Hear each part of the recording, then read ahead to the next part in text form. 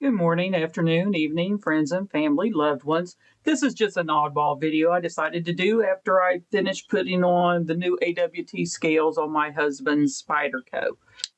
And yes, I put black AWT scales on it and a blue ball cage that's technically for the Mannix, regular Mannix too. Even though this was a lightweight, it worked. So I'm not saying it'll work for you, but it worked for us. But what tools? What is your standard go-to items that you have handy when you're taking apart your knives or cleaning them or whatever? I have multiple Weehaw bits. Somebody mentioned something about Wera, W-E-R-A. I'm going to get those to try them. And I'm going to tell you, though, right now, if you don't have one of these type, it doesn't necessarily have to be a Weehaw. You could probably do Icon, I think, has a nice kit or whatever. I got this one because it had a bunch of different size star bits in here for the bigger stuff and just some oddball stuff besides that. But being able to get this ratchet wrench with torque where you can get a hold of it good and torque down, this has saved me some issues. Atlas, honey, sweetheart, quiet, ain't nobody here. And sorry about that. This is very, very helpful. I do suggest you, if not necessarily this one, getting some kit like this that would help you for the stubborn screws that don't want to break loose quite so easily. Also, another thing is soldering iron, which I do have one to heat up the screws to hopefully break loose the Loctite, because some places put a lot of Loctite on it. Speaking of which, I also have this that actually comes in a case that folds down that came with, I got the titanium version that came with the bit driver, and it came, and a lot of these are my extras. I put a lot of extra T6s and T8s in here since I use them the most, and those go, especially the 6s, get jacked up. I have many stubbies.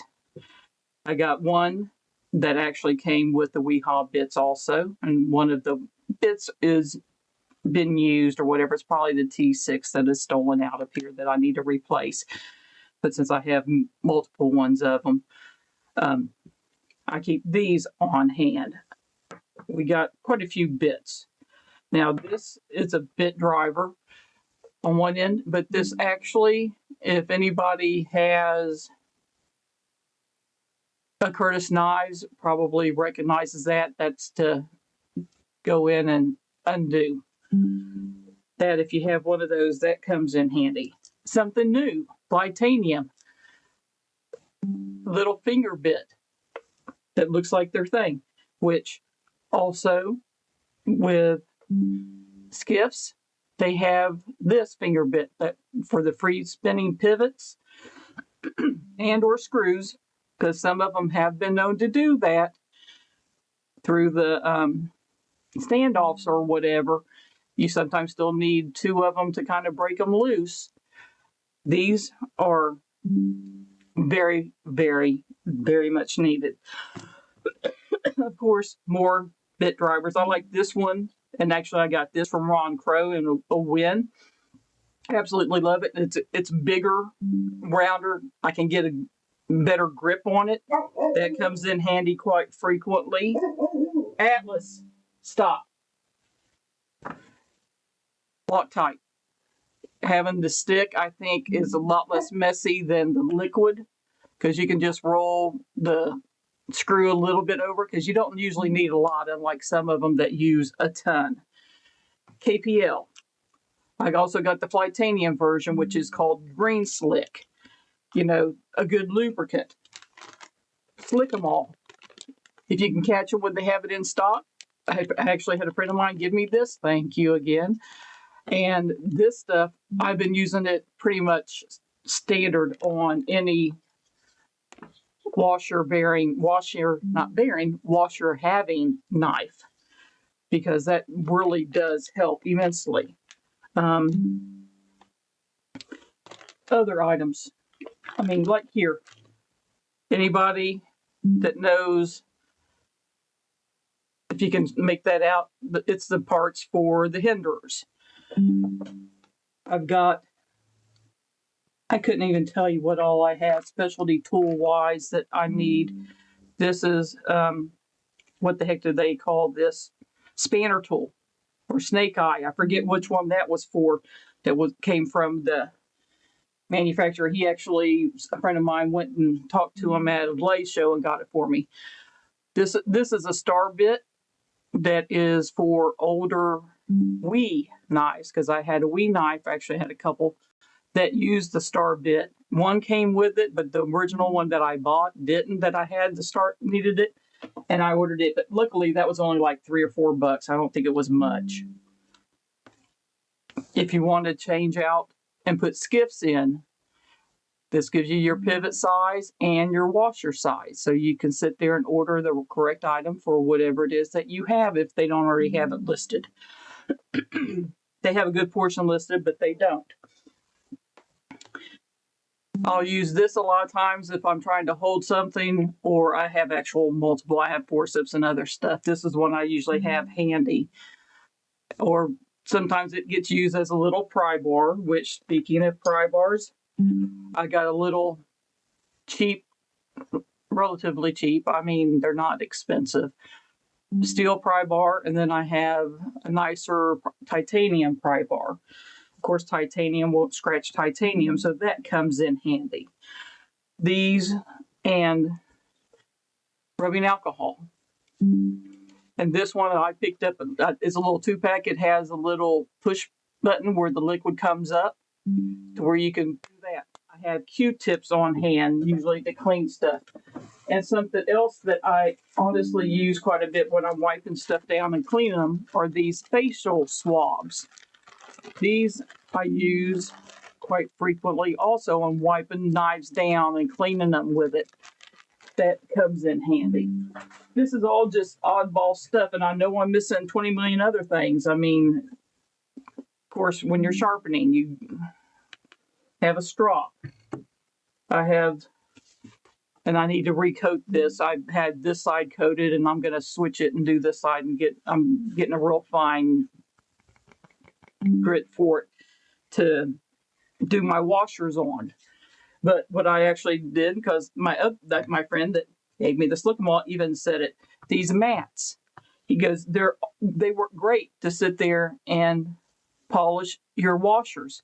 So I've been just doing that, and it actually does work pretty decently. What have I missed? These, oh my gosh. My bit part trays. My part trays.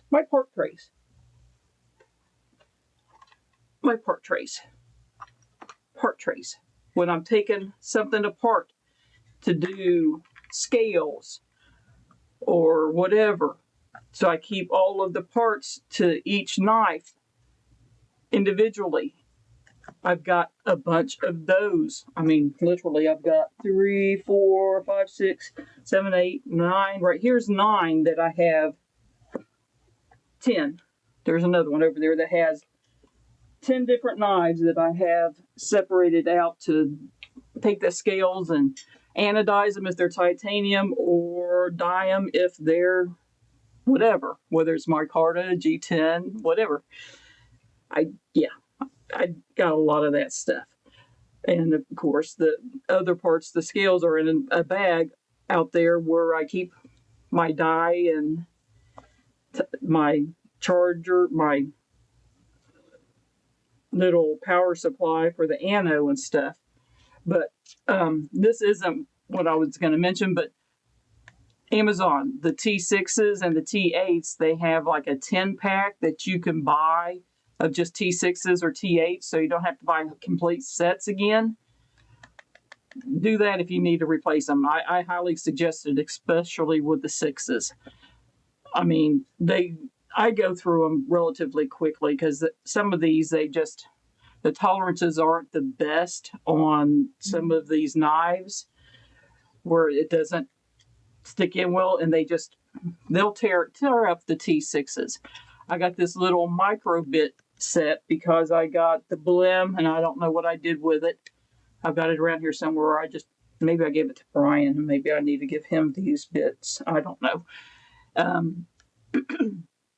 From whatchamacallit, Ben, the banter dude, NAFs. I got a Blem NAFs bit driver, and they take the mini bits. When we bought it as a Blem, they didn't come with the bits, so I picked up a pack of mini bits so that way we could have them on there.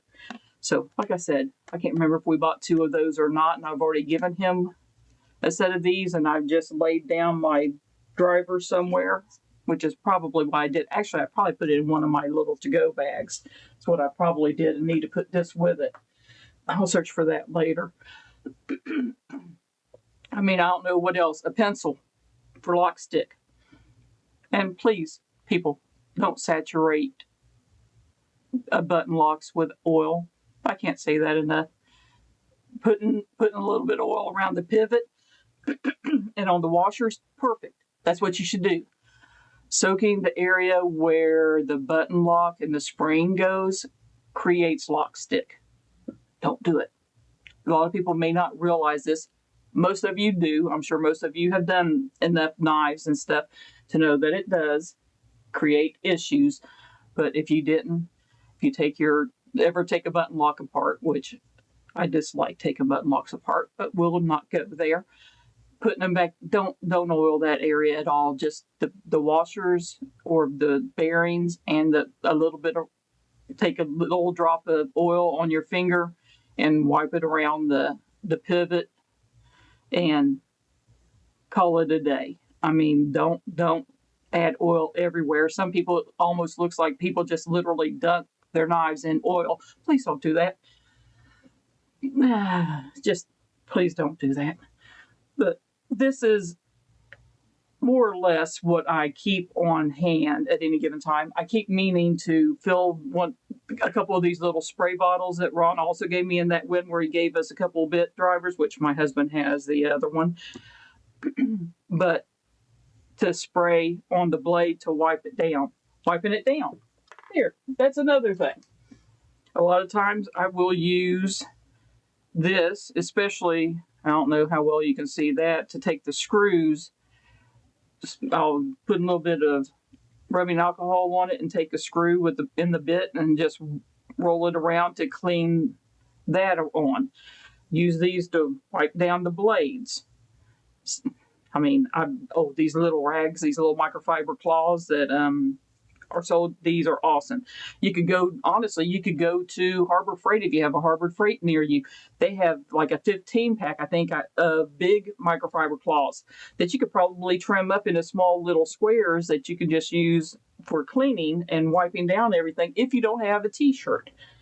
I usually keep multiple towels to clean. Yes, I even use my Devos. You can see they're kind of nasty and dirty.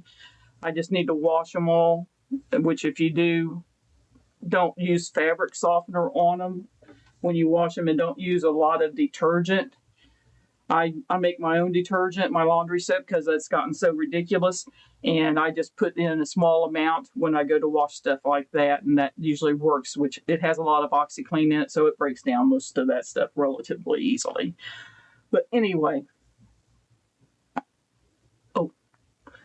this. I honestly forgot I had that when I was grabbing all my stuff. It was tucked away.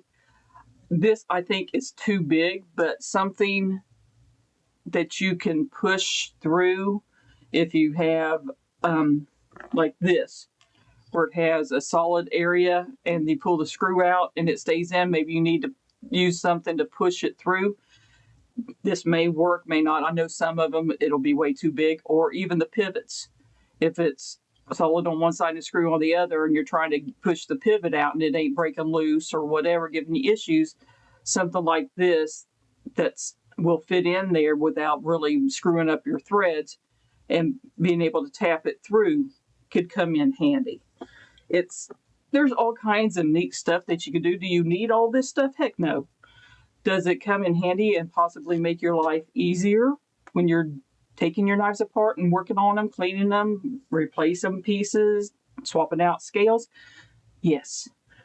And I would suggest at least doing this so that way as you're taking it apart, you can put your screws and other pieces in here. And I just made like little numbers here for if I have like multiple screws or whatever. I usually put the clip here with the screws that go with it. Then if there's 1, 2, 3, 4 body screws, whatever, I have it ready for it. It's because if you don't pay attention, a lot of knives will have different length screws. Like this one, these right here on this side on this is shorter than the screws that are in the rest of the body. And I think the actual screw for the clip was even longer than the body screws. And actually this is supposed to have another one, but these scales got rid of that extra thing, which was actually right here because of the way they're made. It's AWT, nice scales. I really like those. But anyway, I guess that's it. I rambled on enough. As I was going through and using half of my stuff, it seemed like I was like, you know what, I should do a video on what all I have and use relatively frequently. Most of the time I use KPL when I'm doing bearings. Like I said, I put a drop on my thumb and finger and roll it together and then put the bearings in between it because usually you don't need a lot. And a lot of times extra oil, too much oil, causes more issue. It gets in places that you don't want to be, and that's what causes a lot of the lock stick. Anyway, I'm finished ranting and preaching and whatever you want to call it. You guys have a wonderful day. Many hugs, many kisses, much love. Your friend Kelly. Bye-bye.